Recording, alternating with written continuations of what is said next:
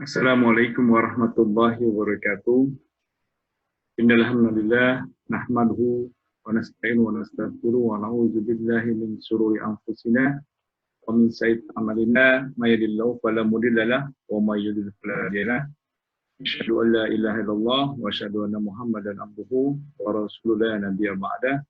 Allahumma shalli ala Muhammad wa ala ali Muhammad kama shallaita ala Ibrahim wa ala ali Ibrahim. Ittaqullaha haqqa tuqatih wa la tamutunna illa wa antum muslimun. Alhamdulillahirabbil alamin. Selamat pagi sahabat semua. Segala puji bagi Allah yang pada hari ini, pada pagi ini atas nikmatnya kita bisa mengadakan perkuliahan insyaallah.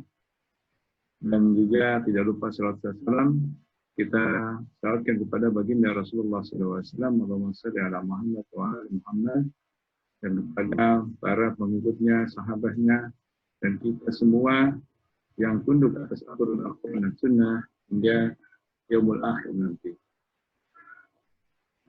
Teman-teman sahabat semua, pada pagi hari ini saya akan membahas perkuliahan yang bertajuk untuk ekonomi syariah dan perbankan.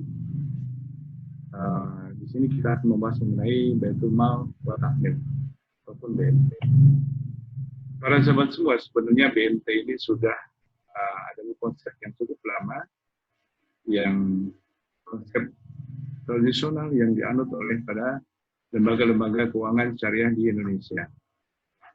BMT kita tahu sendiri adalah sebuah gerakan keuangan secara mikro ataupun kecil yang ada di pelosok-pelosok seluruh Nusantara ataupun di daerah-daerah.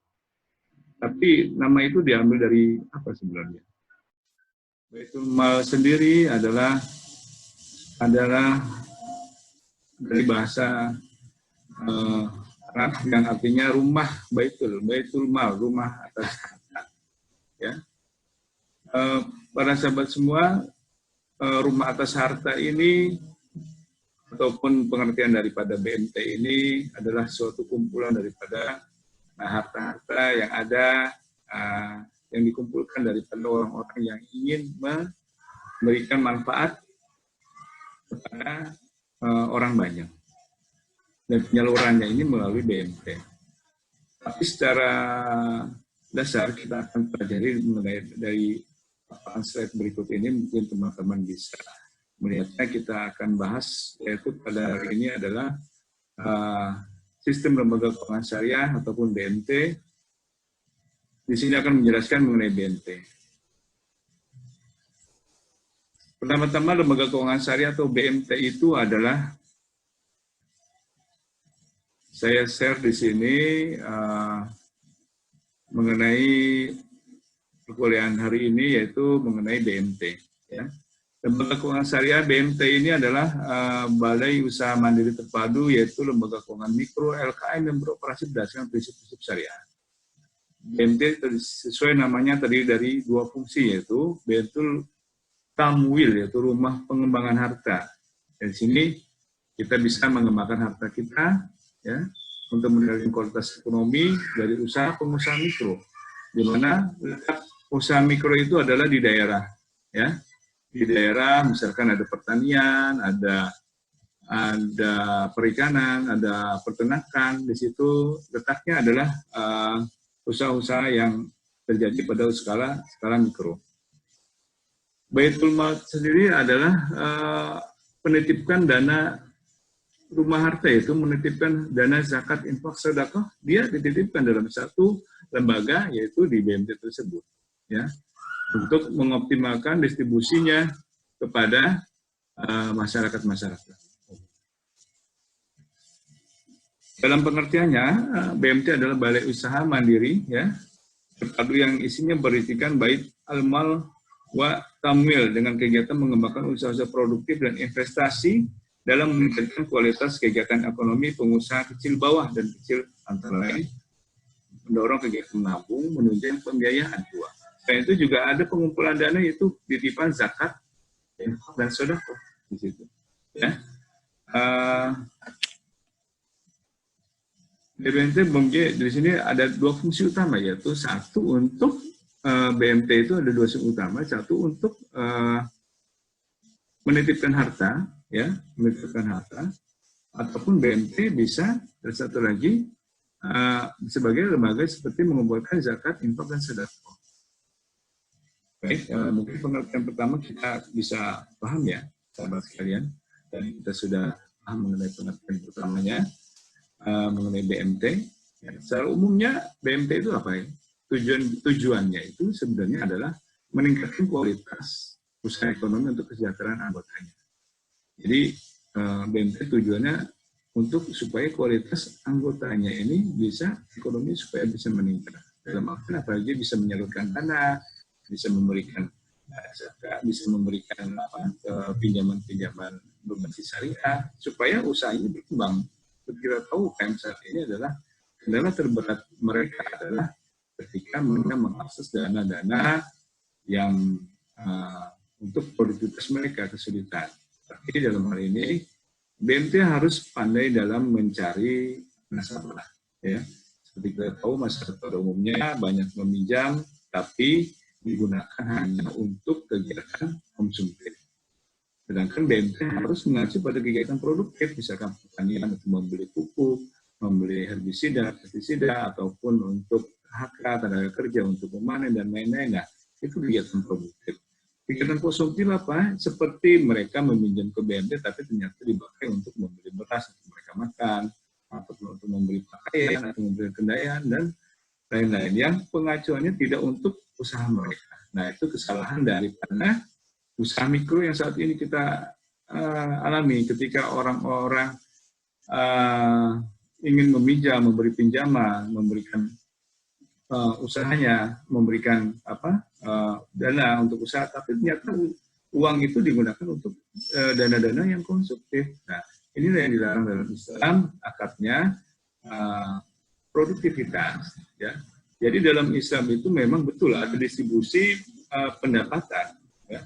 Distribusi pendapatan dalam artian orang merasakan tidak ada disparitas antara yang miskin dan yang kaya, tapi secara pendapatan itu bergap sangat jauh. Jadi keadaannya seperti di Indonesia saat itu mungkin 97% kita masih di dalam UKM yang usaha kecil, tapi hanya 3% saja memiliki harta, 3% skala besar yang bisa mengkaptis perekonomian Indonesia secara keseluruhan. Jadi harta tidak terdistribusi secara merata di dalam masyarakat Indonesia.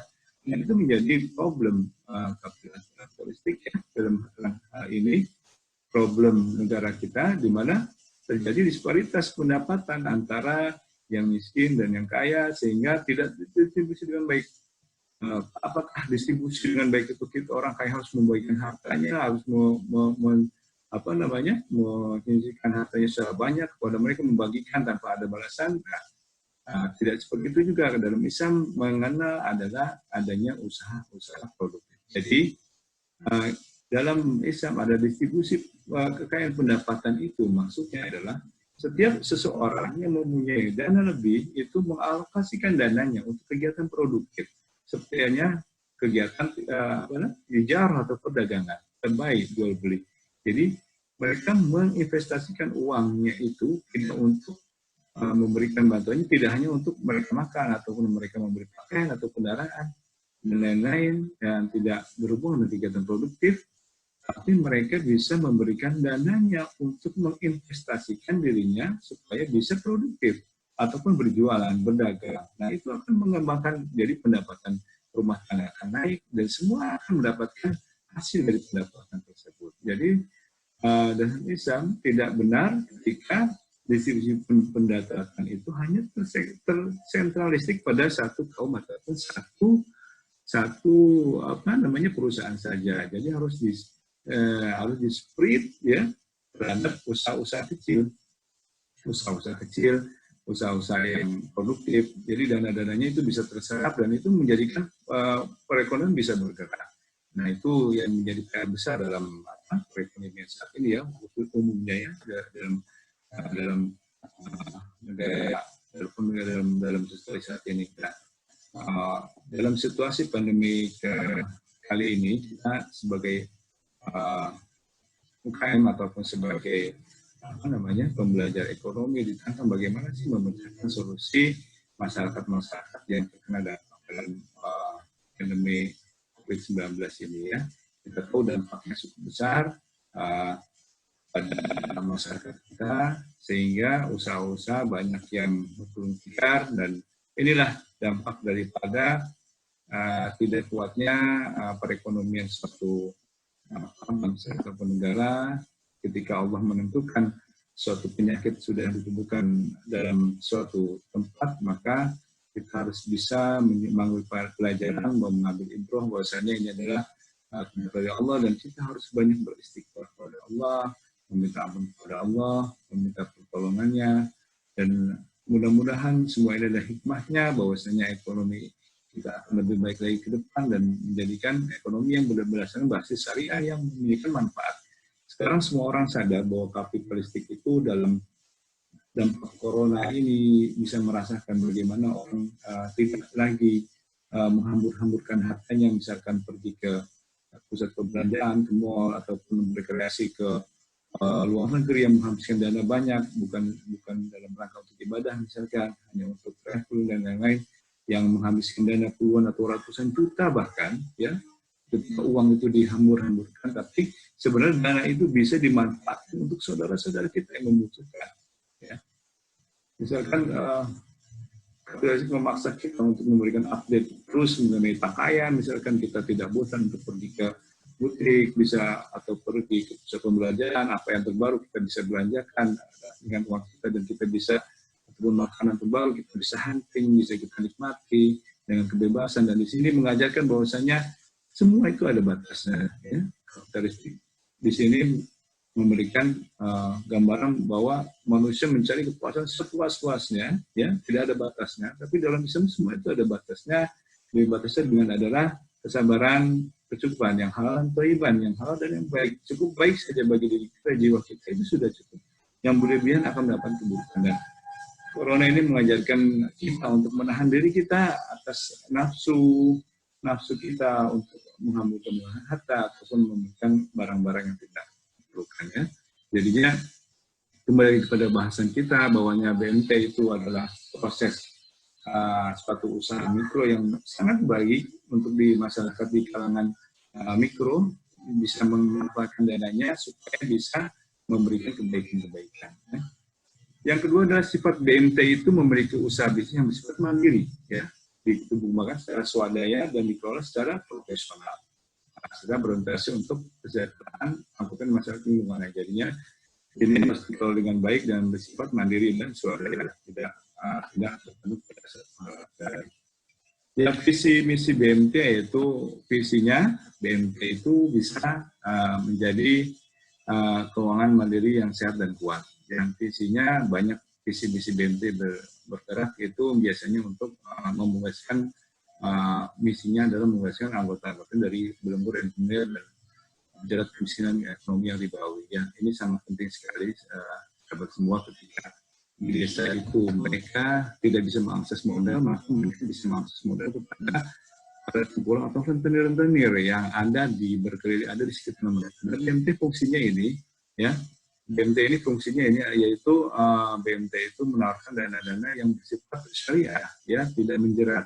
Kalau rentenir kita tahu bunganya luar biasa berlipat-lipat, dan kita tahu bahwasanya rentenir itu bisa memaksa seorang sampai menyita harta seseorang dengan paksa, karena pinjaman mereka yang sedikit tapi nilainya semakin menumpuk karena tidak dibayar. Nah, BMT ada mempreventif ini, tapi dalam satu hal BMT dalam ini bisa yang paling penting mengedukasi kepada masyarakat bahwa pentingnya meminjam dana ini tidak hanya meminjam dana dengan secara sembarangan, tapi meminjam dana sesuai syariah yang menjadi underlying-nya adalah ataupun dasarnya adalah mereka untuk kegiatan produktif atau kegiatan yang bersifat untuk membangun diri mereka untuk terlepas dari jerat kemiskinan, seperti peternakan, mereka membuat kandang ayam, memerlukan dana, dan BMT menyediakan dananya untuk memproduksi kandang ayam supaya perekonomian keluarga ataupun desa tersebut bisa terangkat jika